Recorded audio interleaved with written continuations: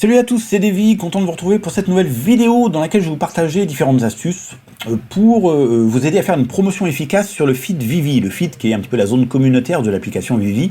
Autrement dit, ce sont des astuces pour négocier, pour voilà, vous aider à mieux acheter ou mieux vendre vos collectibles via le feed. Alors à noter toutefois que au moment où je vous fais cette vidéo, le feed il est pas encore accessible via l'application web. On ne peut accéder au feed que via l'application mobile. Mais ça ne devrait pas tarder puisque la team Vivi en a parlé il n'y a pas longtemps, ils veulent uniformiser la chose, ils veulent que les deux applications aient des fonctionnalités similaires.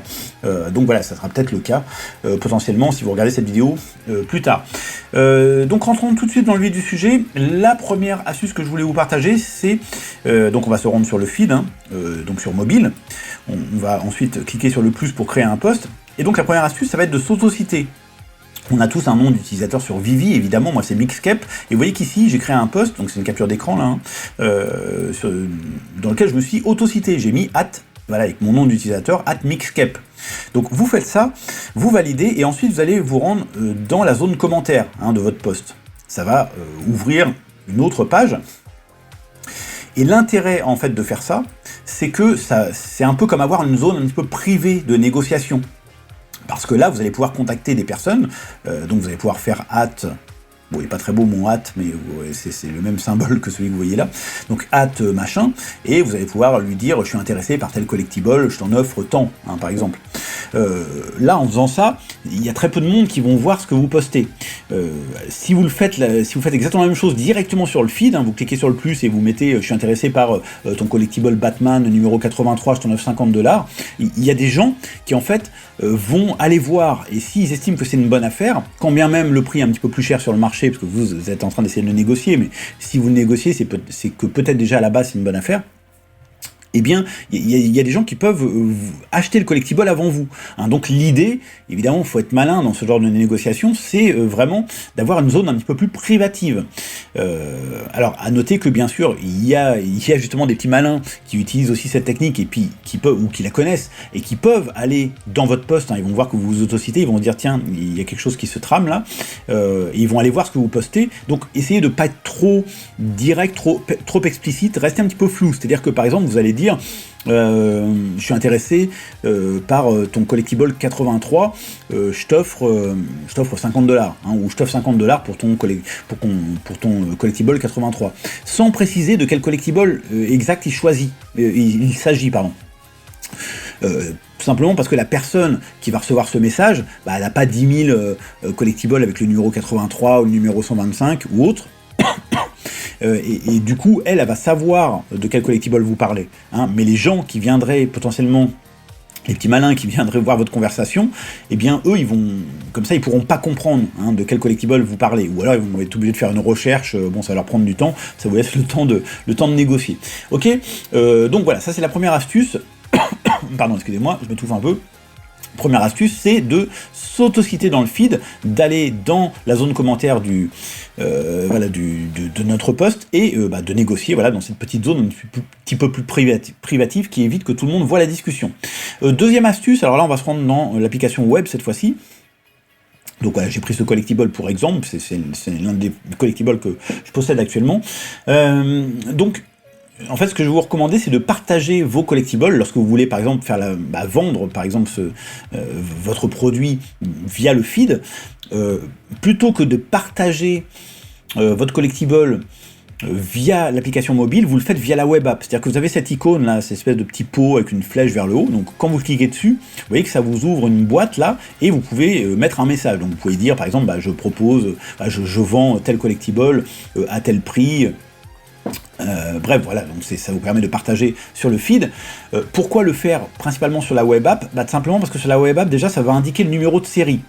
Donc c'est un petit plus, visuellement c'est un petit plus. Bien sûr, on pourrait préciser ici directement dans le post. Alors tiens, là ça marche pas. Ah voilà, j'arrivais pas à écrire le hashtag, on pourrait préciser, voilà, le numéro 300, enfin en l'occurrence c'est 356 là.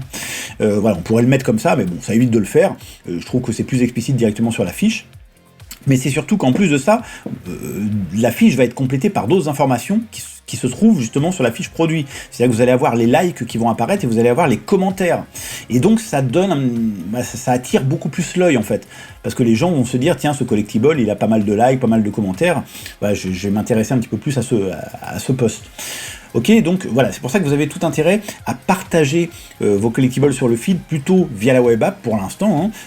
Encore une fois, ça sera uniformisé, tout ça, on pourra faire la même chose après sur l'application mobile, mais pour l'instant, sur l'application mobile, c'est beaucoup plus pauvre quand vous partagez une fiche produit comme ça, puisque vous n'aurez que l'image de votre collectible, il n'y aura pas le numéro de série, il n'y aura pas les likes, il n'y aura pas les commentaires, et il y aura juste votre message, tout simplement.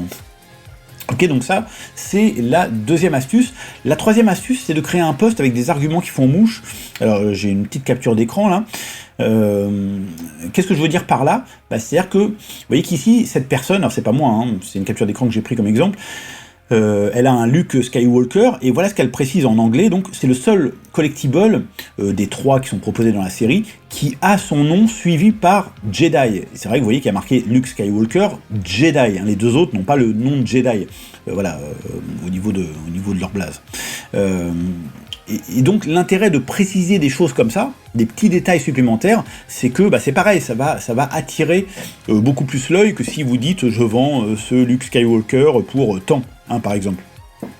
Et vous voyez ce que je vous disais tout à l'heure, ça c'est quelqu'un qui a partagé via la web app et non pas via l'application mobile. Vous voyez qu'il y a le bouton voir dans le marché, il y a le prix, il y a les likes, les commentaires. Bref, donc voilà, une fiche beaucoup plus complète. Donc ça c'est un premier exemple. Un autre exemple, ça pourrait être par exemple, je vais me rendre ici, je vais taper Disney D. Autre exemple, ça serait d'avoir une pièce un petit peu particulière, une pièce d'histoire par exemple, ce qui est mon cas ici avec le Disney D 1967. Puisque 1967, le Disney D, c'est la signature de Disney, et le 1967, c'est l'année de sortie du Livre de la Jungle, du film du Livre de la Jungle. Donc évidemment, ça a une valeur supplémentaire par rapport à des numéros lambda. Et donc, là, effectivement, c'est également un argument qui fait mouche de préciser, ici, 1967, sortie du film Livre de la Jungle. Il se trouve que moi, avant, même en ayant des pièces comme ça, je mettais simplement au départ, je vends tel collectible pour tel prix, c'est une bonne affaire, etc. Mais je précisais pas l'histoire qu'il y a derrière. Donc, ce que je veux que vous compreniez, c'est le fait que plus vous mettez de détails, plus ça donne un petit peu de valeur à votre post, tout simplement. Ok, donc ça c'est la troisième astuce. La quatrième et dernière astuce, ça va être de faire un post créatif. C'est-à-dire que vous savez qu'on dispose d'un showroom. Bon là, le showroom, il ne fonctionne pas sur l'application web, mais c'est pareil, ça va être uniformisé, on pourra y accéder aussi par la suite. Donc vous avez un showroom, sur l'application web, vous avez la possibilité d'avoir des filtres, c'est-à-dire que vous pouvez, par exemple, prendre une photo de votre showroom et mettre des filtres de couleurs, différentes choses pour embellir ou amener un truc un petit peu plus créatif. Donc l'idée ça va être de mettre un petit peu en scène vos collectibles. Ça demande un petit peu plus de temps, mais ça en vaut la chandelle, parce que c'est pareil, ça attire beaucoup plus l'œil sur vos produits. Donc je vais vous montrer un exemple concret. Tiens, moi j'en avais un déjà ici. Vous voyez qu'ici, par exemple, moi j'ai accumulé plusieurs de ces pièces-là, et vous voyez que je les ai mises les unes en face des autres, du coup ça attire l'œil. Les gens se disent, mais pourquoi il a autant de collectibles comme ça ? Donc voilà, ça peut attirer l'œil, ou de faire un truc beaucoup plus joli que ça, beaucoup plus créatif. Par exemple, vous voyez ce genre de choses-là.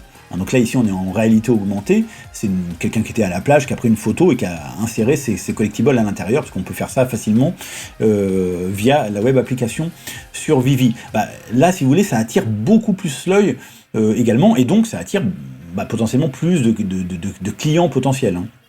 Et ce qui est intéressant aussi quand vous faites ça, c'est qu'ensuite, vous pouvez partager l'image sur Twitter et choper également potentiellement même des clients, des personnes intéressées via Twitter.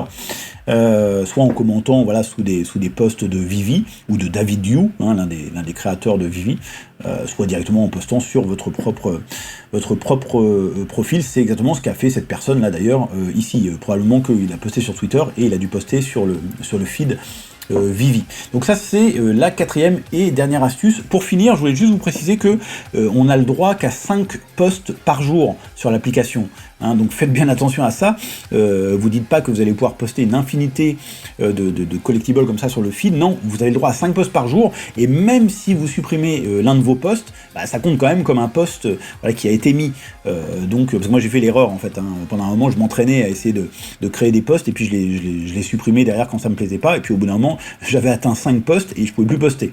Donc voilà, toutes les 24 heures, vous avez droit à 5 posts sur le feed. Voilà les amis, ce que je voulais vous montrer dans cette vidéo. J'espère en tout cas que voilà, ces astuces vous seront utiles. Si vous connaissez d'autres astuces, n'hésitez pas à les partager dans la section des commentaires. Si vous avez apprécié cette vidéo, n'hésitez pas à la liker et à la partager à vos amis sur vos réseaux sociaux également. Et quant à moi, je vous retrouve très bientôt pour une nouvelle vidéo. Et d'ici là, portez-vous bien les amis. Ciao ciao.